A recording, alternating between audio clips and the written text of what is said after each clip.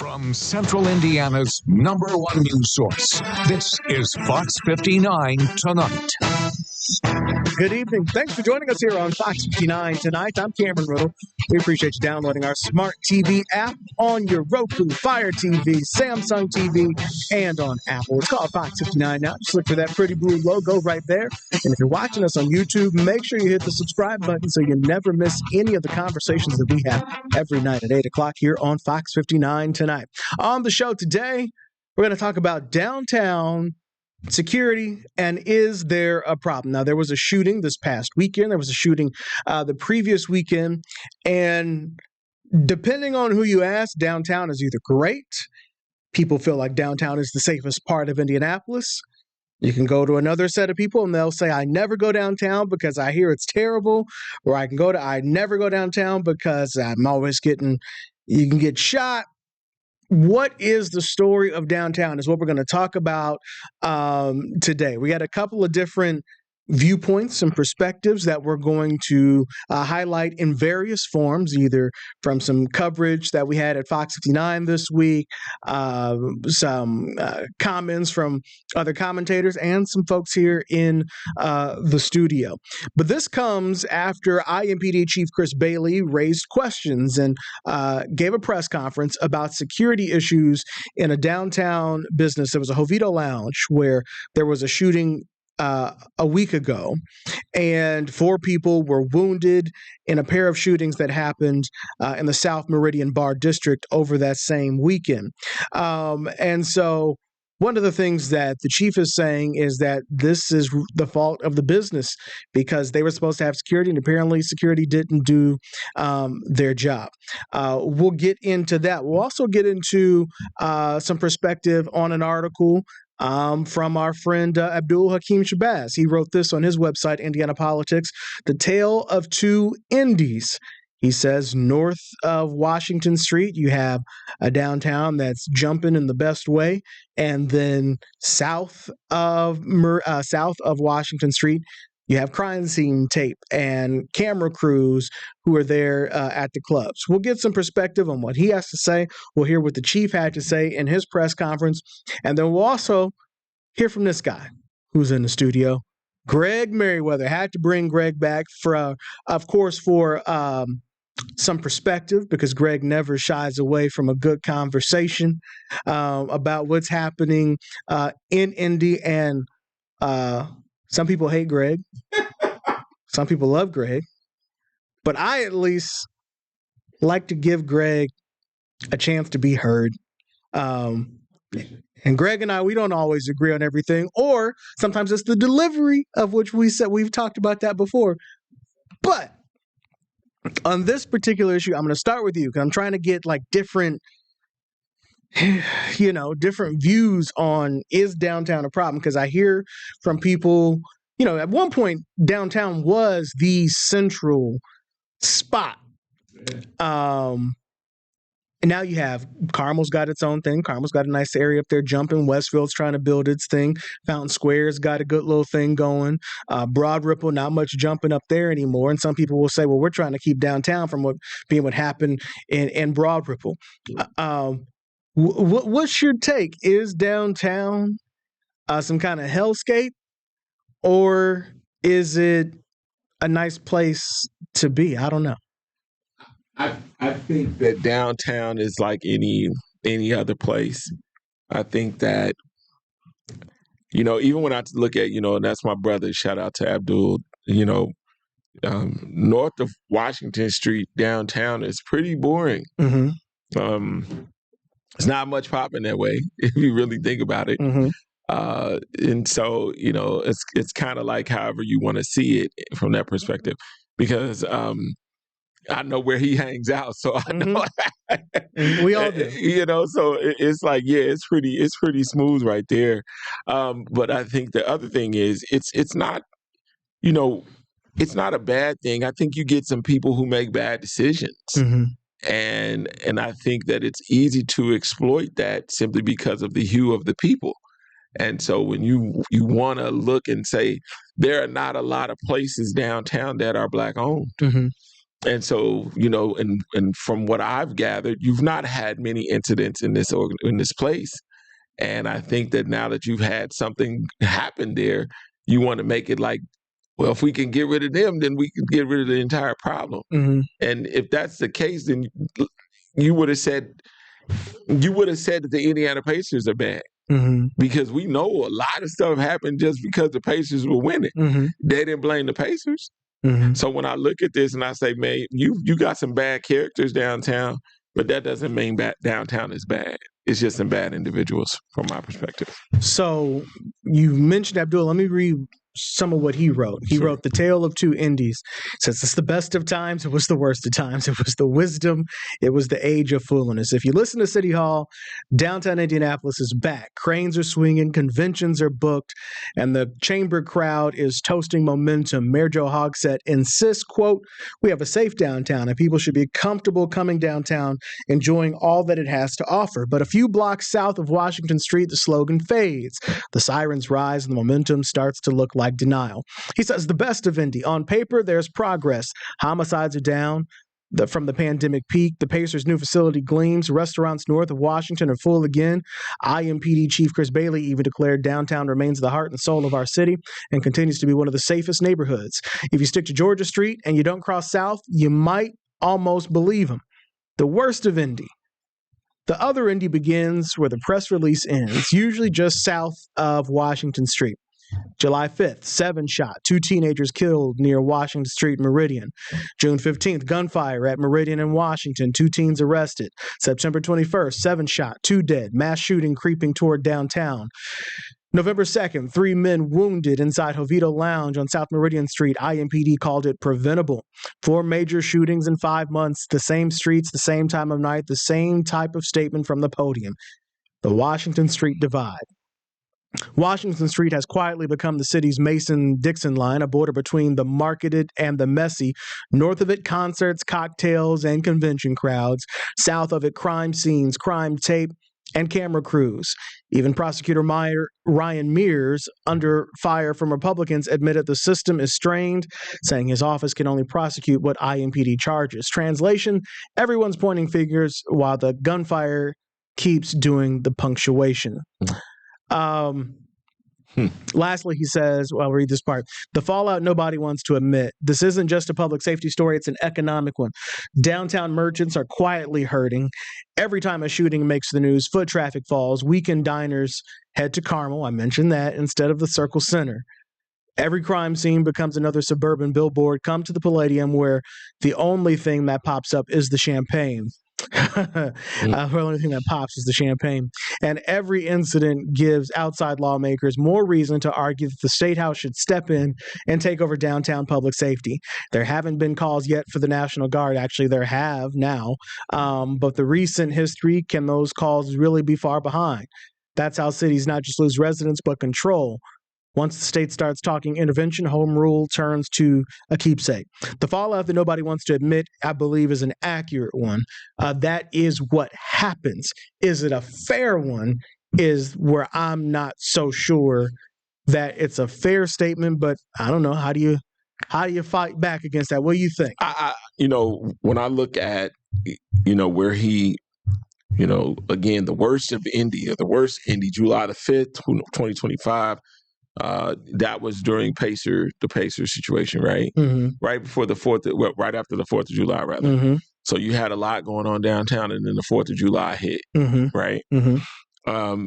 June 15th, gunfire, and you had at Meridian in Washington. And it's crazy because where he's describing it is right there on the edge. Mm-hmm. It's right there. A block away. It's one block away. So I'm going to say this to my brother. It's like we can blame that on the north side or the south side because it's a block away. It's like right there under the Arch Garden ordeal was where a lot of that stuff took place. And then you say September 21st, 7 shot, 2 dead, mass shooting creeping towards downtown. And then you got the Jovito incident. And I'm like, be fair.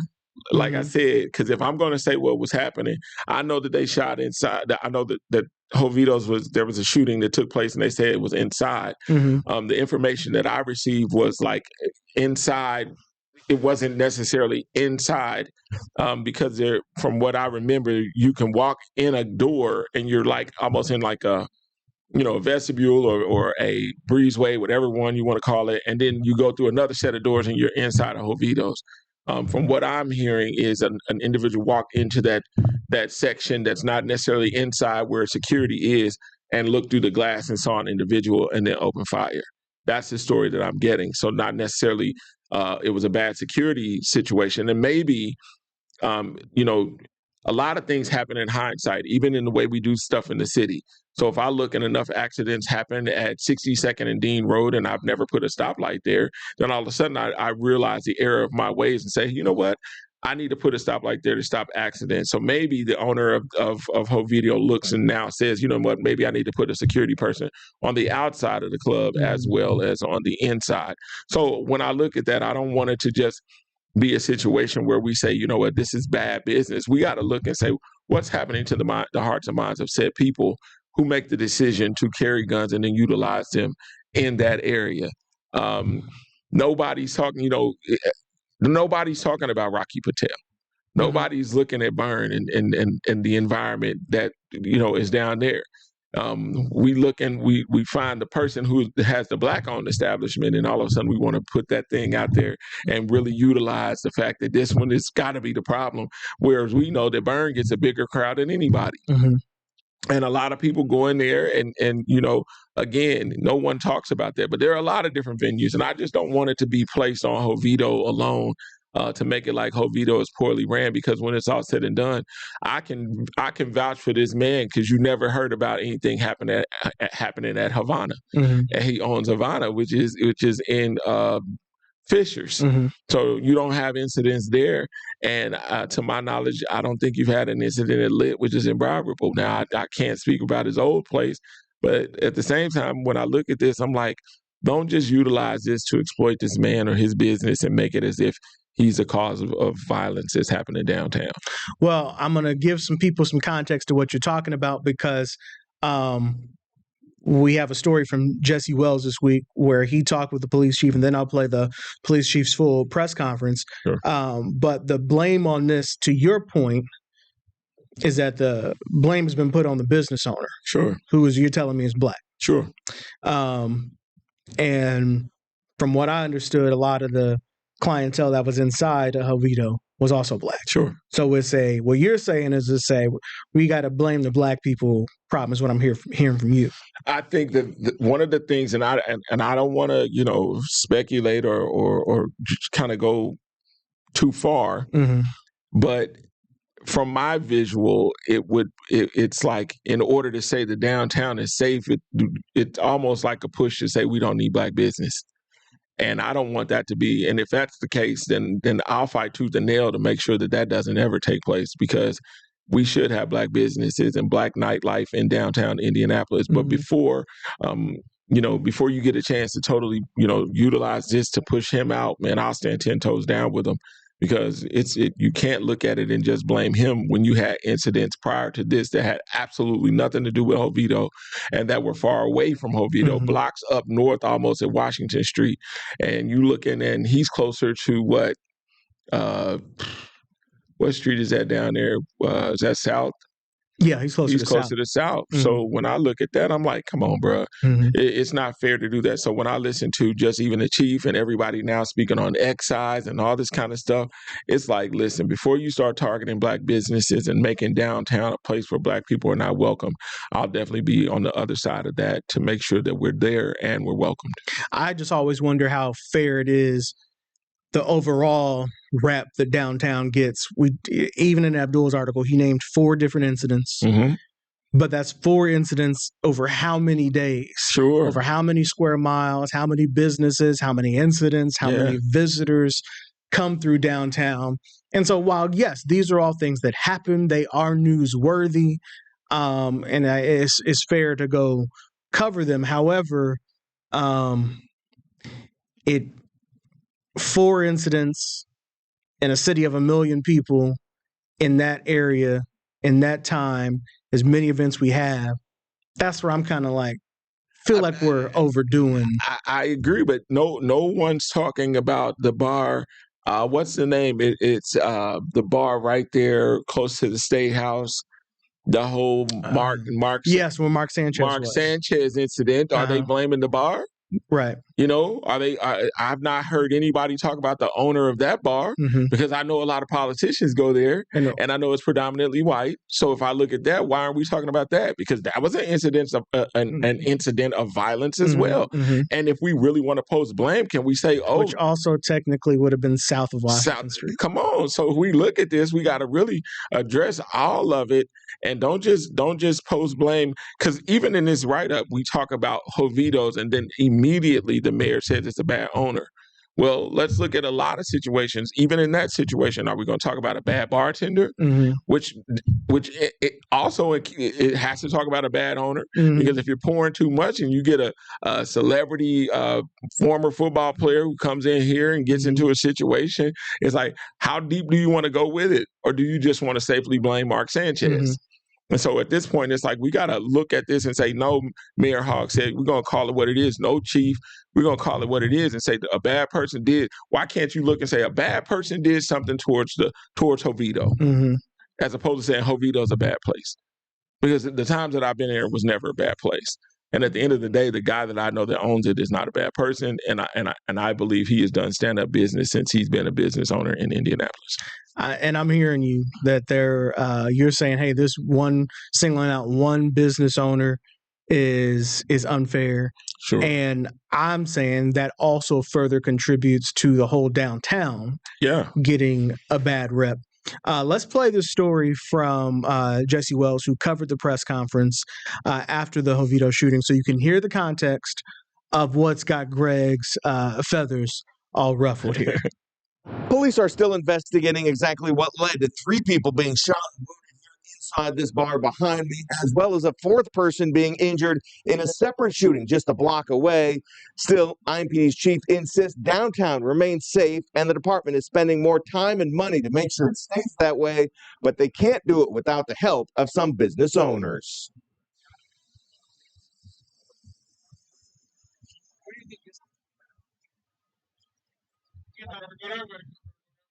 No one in the bar heard or saw a disturbance. Just suddenly there were shots fired inside the bar. All right, I'm going to jump out of Jesse's package because I just found out that it only plays the sound. It's not playing Jesse's reporter package. But nevertheless, that's why we got the full context for you. Here is, I'm going to jump now to the press conference, which I hope we hear the correct channel on.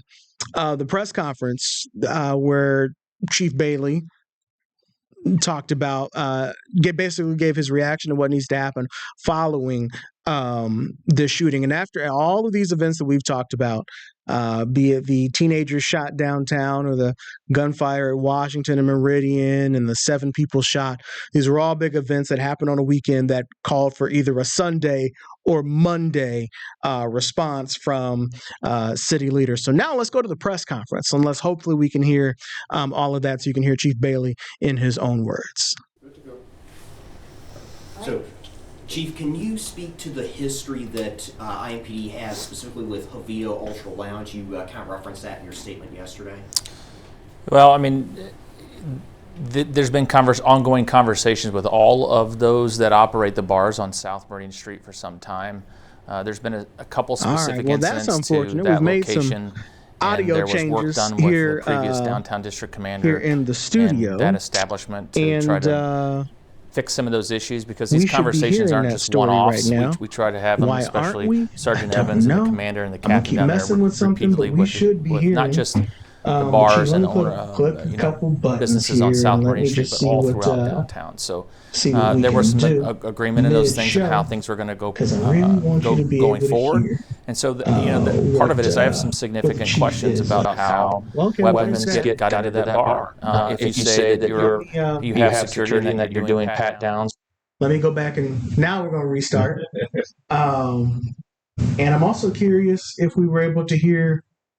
Let me try Jesse's one more time. We're going to troubleshoot this as we go. Let's try Jesse one more time. If not, then we know we got some work to do. Let's see.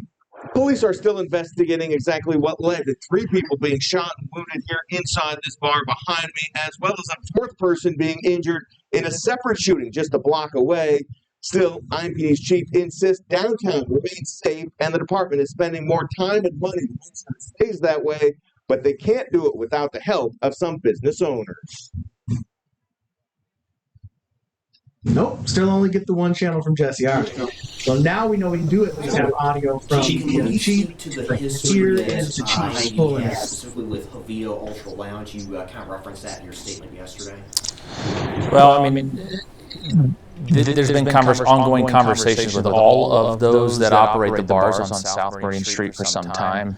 There's been a couple specific incidents to that location, and there was work done with the previous downtown district commander and that establishment to try to fix some of those issues, because these conversations aren't just one-offs. We try to have them, especially Sergeant Evans and the commander and the captain down there repeatedly with not just the bars and the owner, businesses on South Marine Street, but all throughout downtown. So there was some agreement in those things and how things are going to go going forward. And so the part of it is I have some significant questions about how weapons got into that bar. If you say that you have security and that you're doing pat-downs or you're using wands, there was at least 3 guns in there.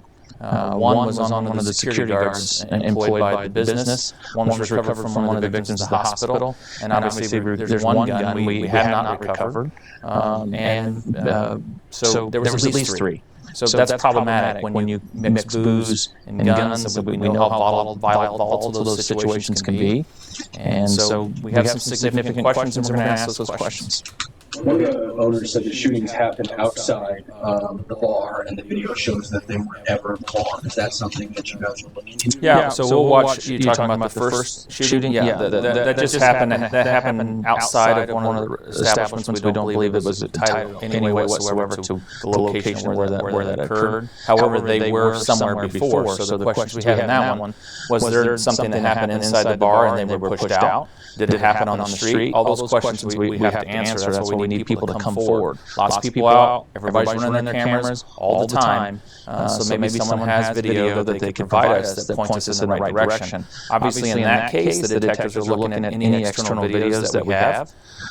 In the case where we had 3 people shot inside the bar, they're looking at the cameras inside there. We weren't able to pull that video the night, but we did seize the DVR. And so those forensic evaluations are going on right now. So I don't have a specific subject, description, or any of that information right now to tell you. From the 3-person shot, no one in the bar heard or saw a disturbance. Just suddenly there were shots fired inside the bar. So still a lot of questions on both. When you were patrolling the downtown Mile Square, I think it was in 2021, you guys talked about how your officers spent an X amount of overtime patrolling that bar district and making sure actions like these don't happen.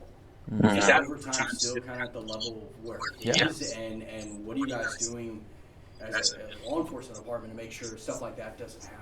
Well, there's only so much we can do, especially when it happens inside of establishments. That's the responsibility of the persons that own that bar. It is also the responsibility of those persons to communicate with each other on problem issues and problem people, so they don't get kicked out of one bar and go to another bar. We don't know if that happens to the extent that we want. We also want them to notify officers when they're pushing problems out onto the street, because if we don't know that something's happening, we can't proactively try to prevent it.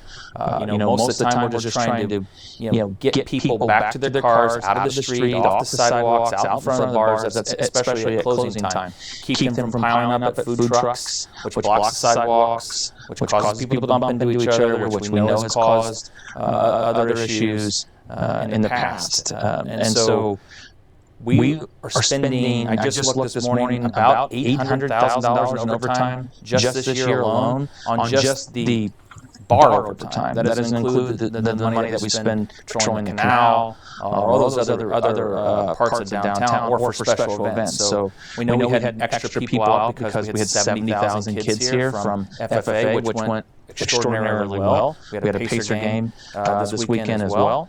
All went very well. It's just these it's not just Indianapolis. Look at how many times over the past 2 months have we had mass shootings in entertainment and bar districts all across the country. We have a problem in this country with with conflict resolution and other things. So we have to look at how we.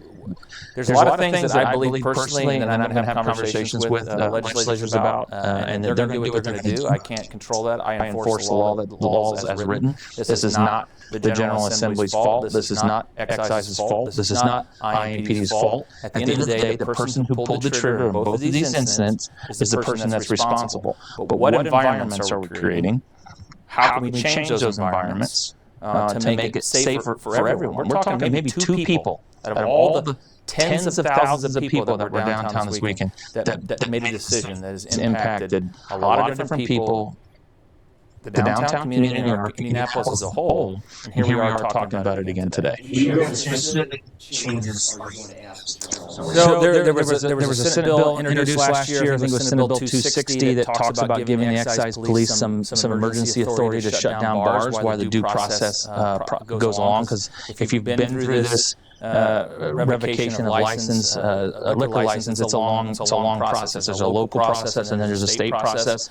So I believe that the excise superintendent and his staff should have the ability to shut some of these places down, at least temporarily, while due process progresses for those problematic places that continue to be a problem over and over again, that don't want to be good community partners, they don't want to be good neighbors for the neighborhood around them, that they should have that authority to do that. That leads to another question.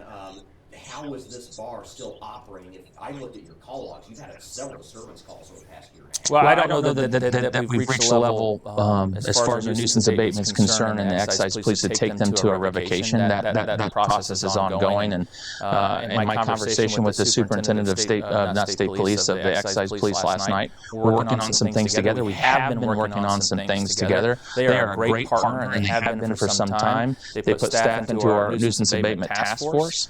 And so I think you're going to see as we move forward, I don't know when, some more visible presence from excise in not just these bars, but many of the bars in Indianapolis as we move forward. One more.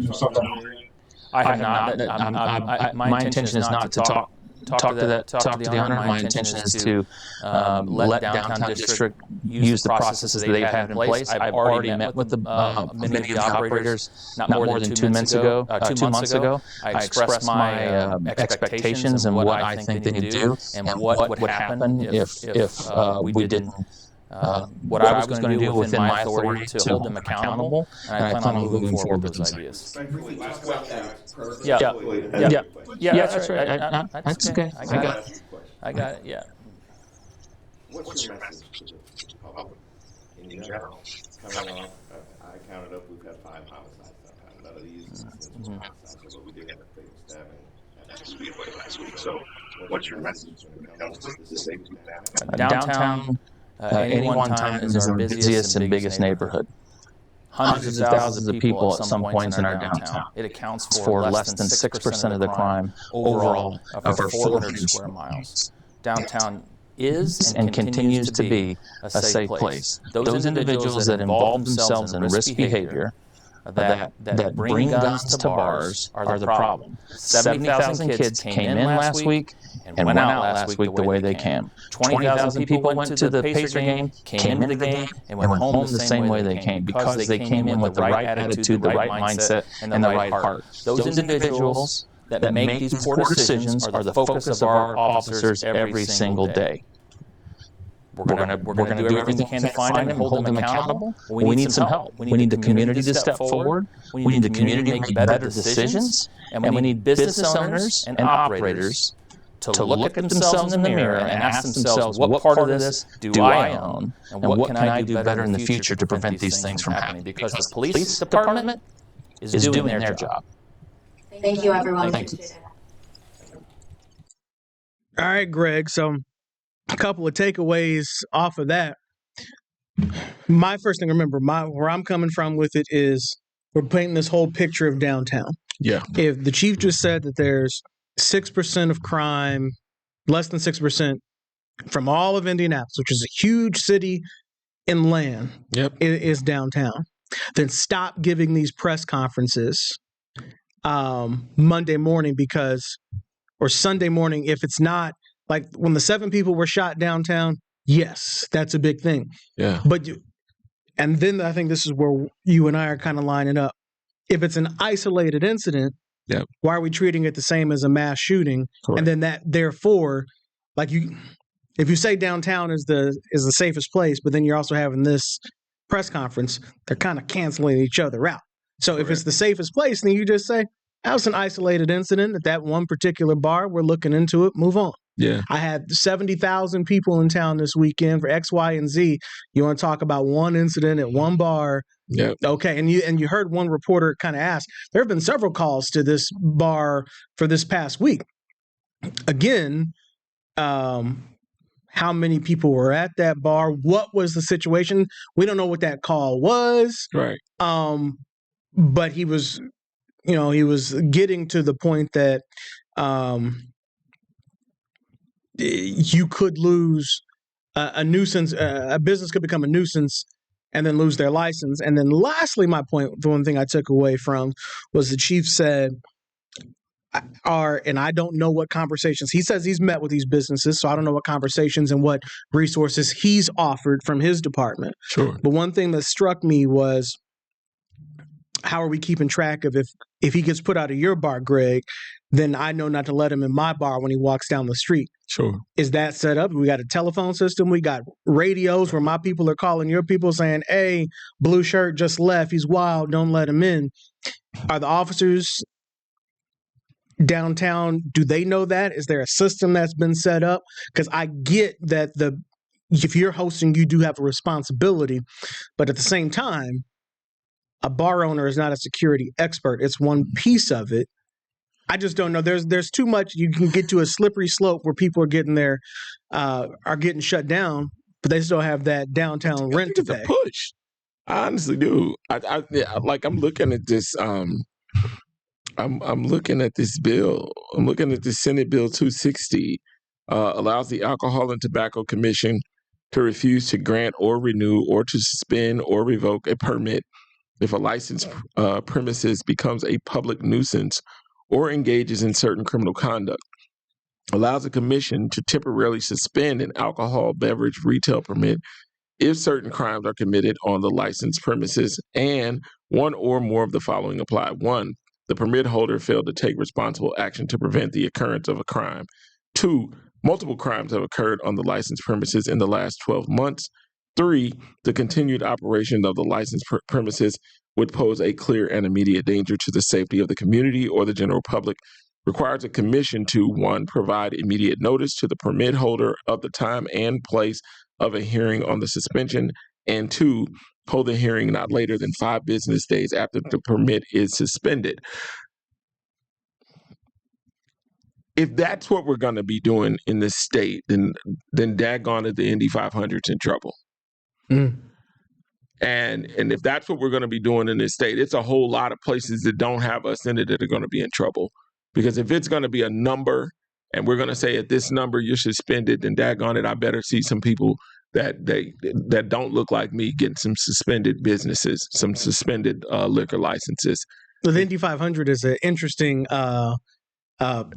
juxtaposition that you throw out there because, how many calls that week of the 500 do police make? Exactly. But we have that every year. Exactly. And so, and then not only that, it's like how much resources is put, or how many dollars are put into securing that.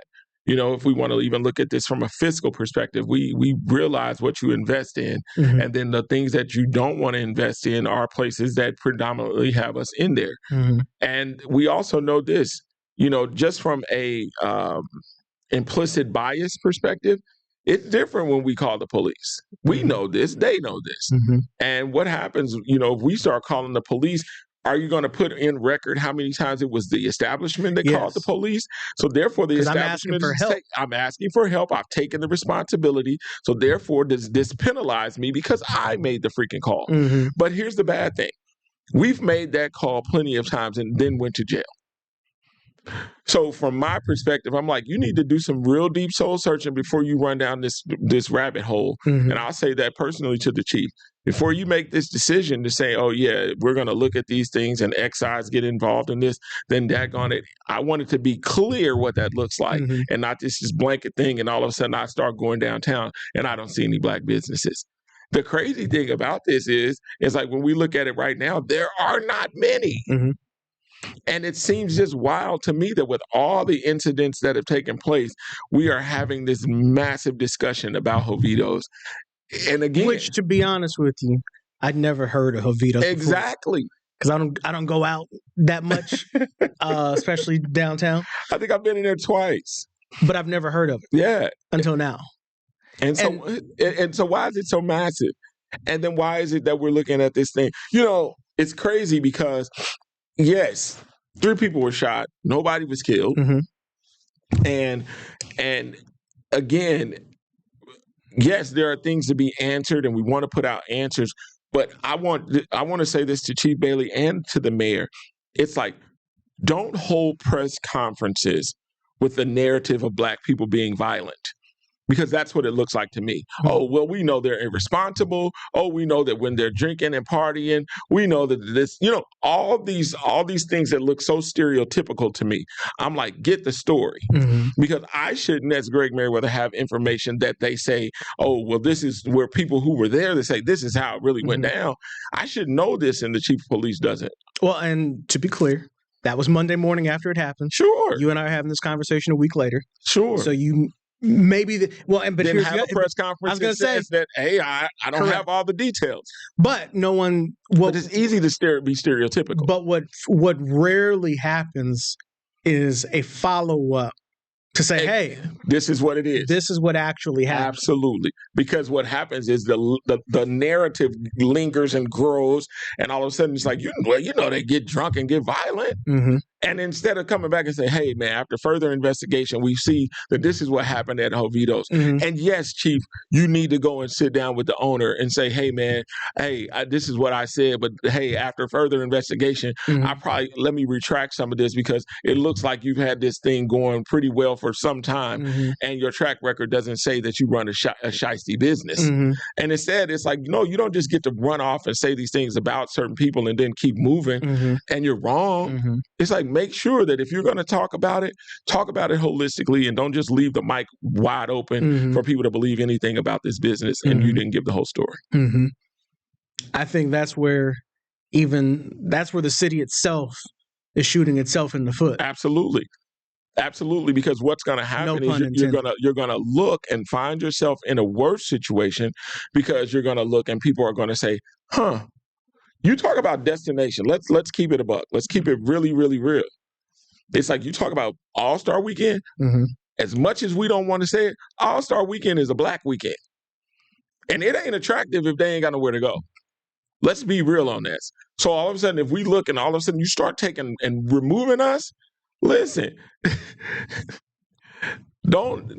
anybody who's thinking knows it's probably not best to have a world where black people aren't in it. Mm-hmm. A lot's going to be missing. Mm-hmm. So you could try it if you want to, but at the end of the day, know this, a lot is going to be missing if you try to remove us from downtown Indianapolis. Now, and this looks like a push. Now, some would point to Broad Ripple. Sure. We had conversations last year where, they wanted to set up a perimeter. Now, again, this wasn't because nothing was happening. There was stuff happening. People got shot. People made stupid decisions. But once the crowd was pushed out, ain't a lot jumping off in Broad. Exactly. But the other thing is this. It's like, instead of just looking at these situations and trying to, it's like we're weirdly not posting blame on the individuals who make bad decisions. Mm-hmm. And then here's the other thing. The individuals are making bad decisions. People who see it don't say anything. Mm-hmm. But nobody is talking about the people who allow it. Mm-hmm. Nobody's talking about all the stuff that comes into play that allows people to think that acting foolish is okay. Mm-hmm. We are living in a world where bad behavior is awarded, rewarded, looked high upon. And all of a sudden you wonder why this thing keeps lingering. It's like, make some strong decisions on what you want the world to look like. Then put those pieces in place, as opposed to this hully-gully thing of saying, I'm just doing something. And all of a sudden, when it looks bad, instead of saying, I did it, I created this environment, you run and try to post blame on somebody else. Indianapolis has a lot of responsibility in what is taking place right now, simply by the police, the people that we put in play. Simply. If we start putting the right people in play, I promise you, you'll see some changes. But the thing is, we got to stop playing politics where lives are on the line. Well, and it's all about also the picture that is being painted. Whereas, like, we can go back to the Abdul article, where he talked about the North Washington Street, South Washington Street. Yeah, there's concerts and stuff that happen in the summer and in the spring north of Meridian, but there's not a lot of restaurants. The clubs aren't there. The stadiums, the attractions are not up there. None of it. So, but I just think we're, as a whole, as a reporting, as media, as independent journalists, I think we're unfairly covering downtown. Any bad thing that happens downtown, oh, it's newsworthy because it happened again. Downtown, yeah. But does that, and while maybe there were no shootings in Carmel, does that mean there was no crime in Carmel downtown? There was no police runs for anything downtown in Carmel? At all. It doesn't mean it at all. And I think that that's the other part. I think that there's a narrative that's being created. Statistically, we don't want to go. Let's just play it like it is. Statistically, I bet you if we looked overall, we would find that there are more calls in other communities. Well, holistically, all these calls ain't Black people. And the thing is, we don't want to put the numbers out there. We don't want to say, yeah, you know what? We get a whole lot of public intoxications or, all these unruly types of calls in a lot of different places, but we don't want to report it. It's easy to say it's us. It really is. And granted, yes, there are some bad seeds, but it's like, you can't just keep reporting this a certain way and not report all. And I think that there needs to be a push. If we're going to report it, let's report it all and stop just looking at, certain places and say, these people or that place. Because it's just not fair. Because I guarantee you, even with the Pacers situation, you had the big things that took place. And yes, I'll say this. Black people cringe when they find out it's us too. True. Okay. We gotta wait to see who was. We gotta look. We like, oh, dang, it's us. And so when it's all said and done, we ain't happy about that either. But the other thing is this, man. When it's not us, it's like, give the same coverage, have the same press conferences, say the same thing, put out the same punishment.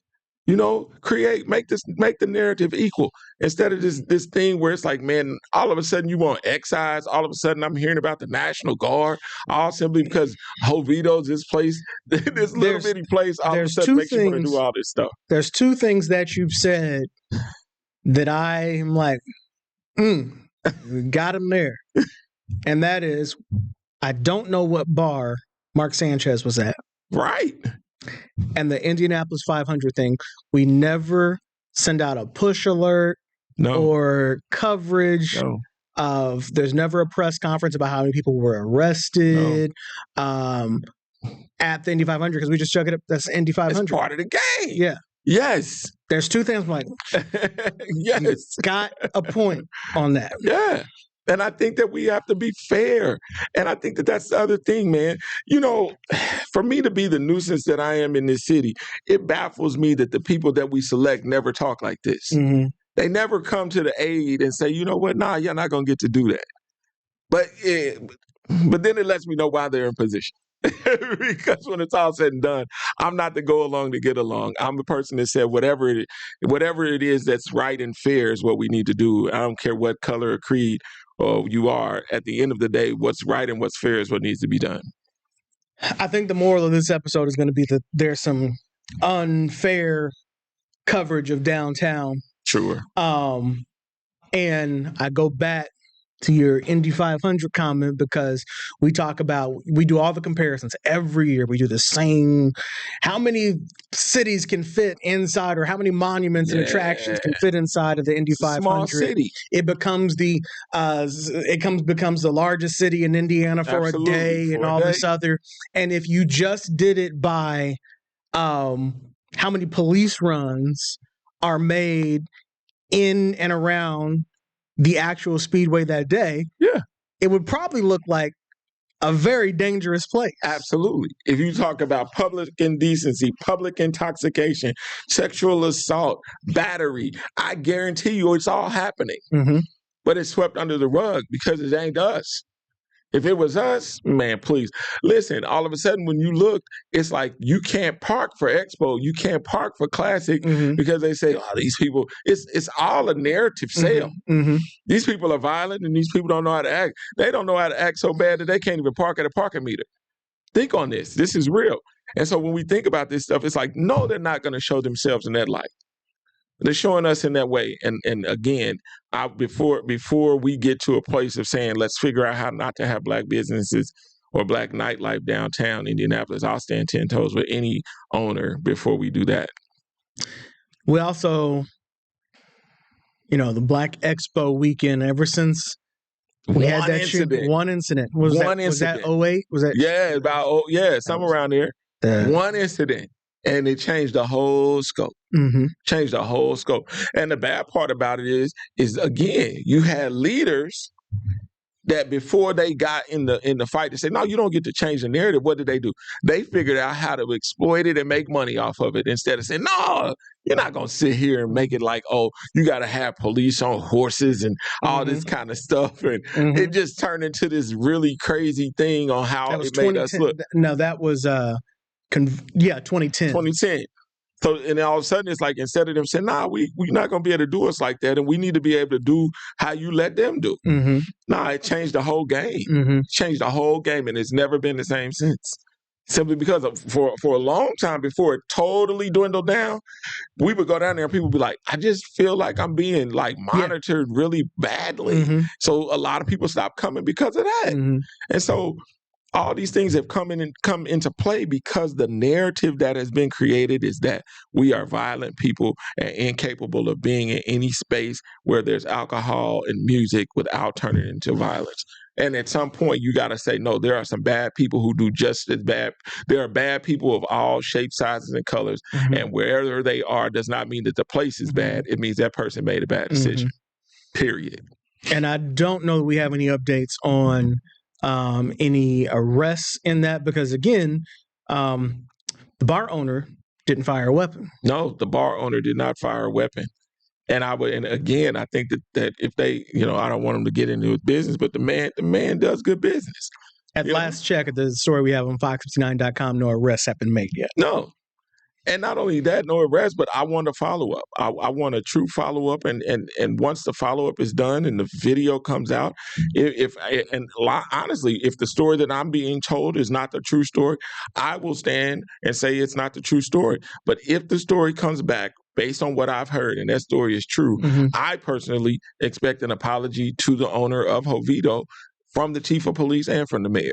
Because at this point, it's like you just don't get to run off at the mouth and say that this is a poor owner, when in fact, no, it's a person of this city who made a poor decision, and now you are making it reflect on the ownership. And I don't know why on this one, this warranted a press conference, because there are places that constantly stuff does happen. It's like, oh, here we go again. Yeah. Again, I've never heard of Jovito. Sure. If all those incidents that we talked about happened at Jovito, sure. Fair.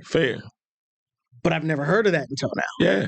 I mean, but you got, I can't think of the place, you had the place where the 4 shootings took place, that when the shootings took place on Eagle Creek Parkway. Yes. I've heard nothing but great things about the owner of that place, and that took place outside, but I've always heard that, I know the owners of, I know some of the owners of All Stars. These people don't want that. These people don't want that at all. Mm-hmm. They want people to be able to come out, have a good time, go home the same way they came. But the crazy thing is they can't control the hearts, minds, and spirits of people who choose to do bad things. And for it to be a reflection on who they are is insane to me. And I think that we have to do a better job of saying, you know what, this person did that, not these people. These people are viable business owners who are trying to make a living, but also trying to open their doors for people to have a good time. And before we vilify them, man, we need to really look and get to know. Again, that's a part of your community policing.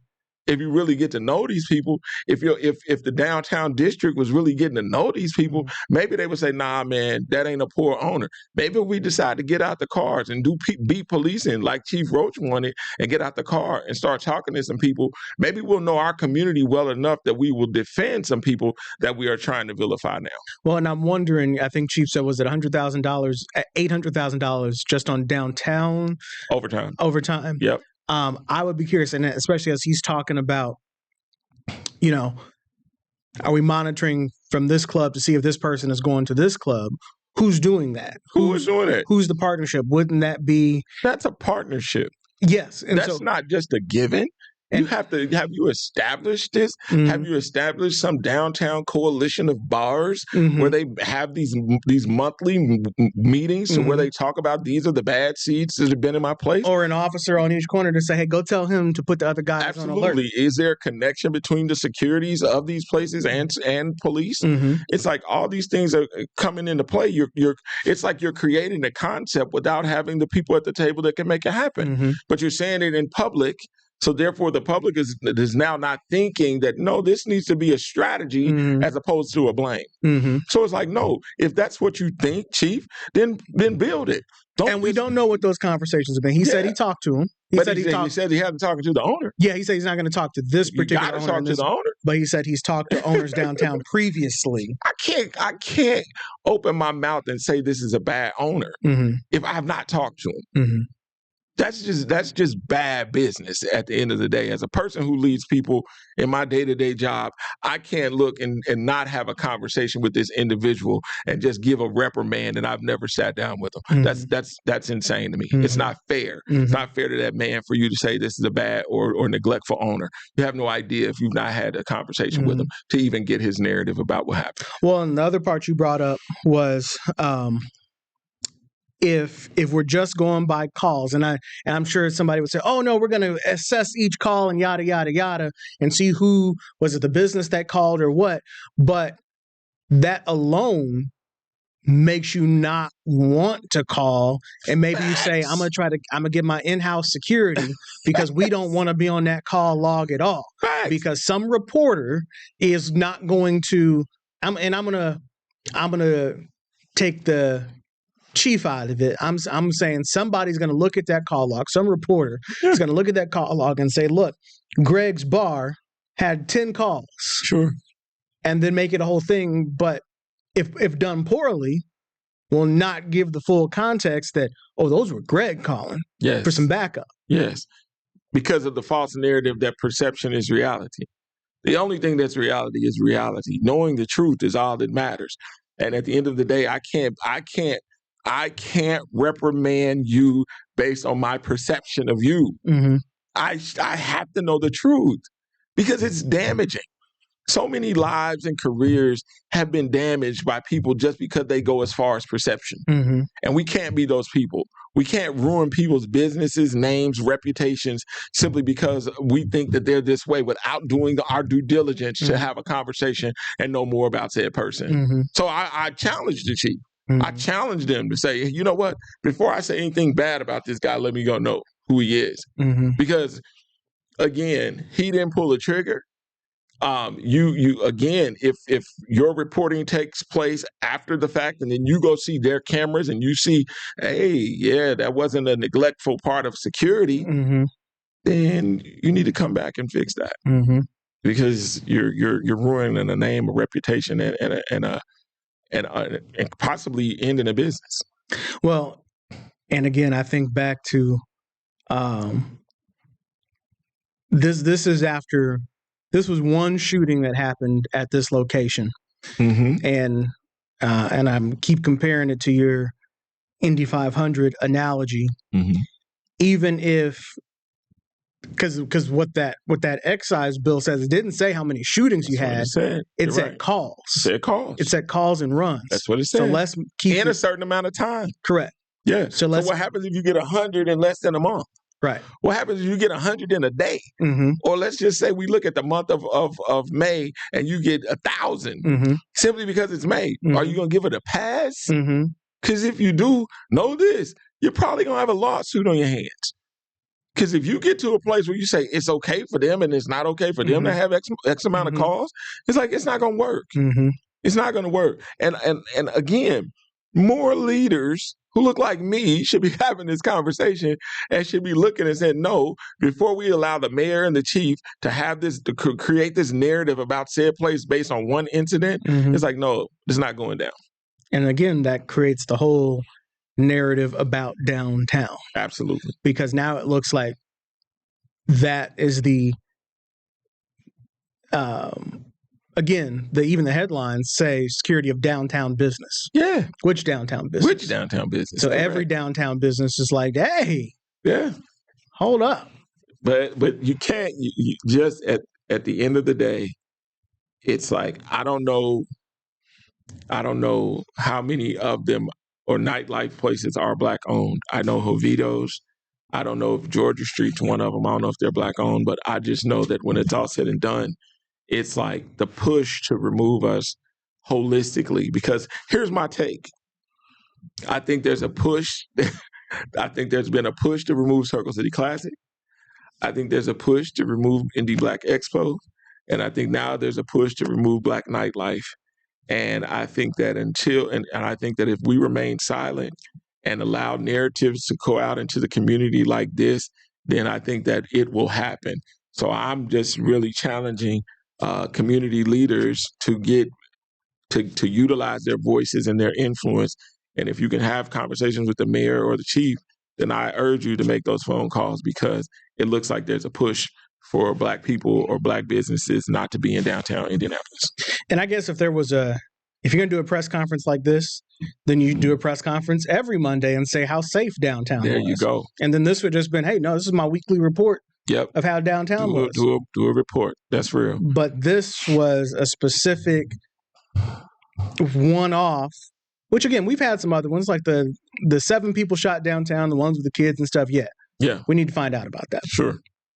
But, yeah, and I agree with you that more people need to speak up and just say, like, hey, why are we making isolated incidents when you have, as you've said, in the same show, you're saying safest place, 6%. We have thousands of people down here. Okay, how does one incident define holistically? Yeah. How does it define downtown holistically? Absolutely. All right, Greg, we're out of time, man. It's always good. We're all sorry. You're gonna do a podcast or a show? Yeah, man. So I got a show coming up. I got a podcast called The Unmitigated Truth with Greg Merriweather. I'm excited about it. We'll probably drop our first show next week, next Monday.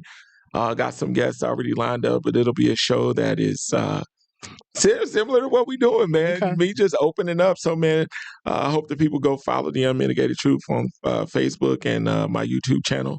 So it should be fun. So I'm excited. Well, I thought when you go on live sometime and you give your thoughts, I like to call those segments Greg Goes Off. Greg Goes Off. The next episode of GGO. There you go.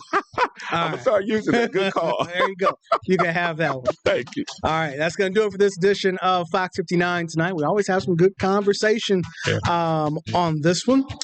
More shows like this every night at 8 o'clock. I'll talk to you Sunday mornings. You can talk to me on the radio on 106.7 WTLC and Hot 100.9 for my show. Open lines every Sunday morning at 8 o'clock. And we're here every night at 8 p.m. on Fox 59 now. I'm always somewhere. Have a good night, everybody.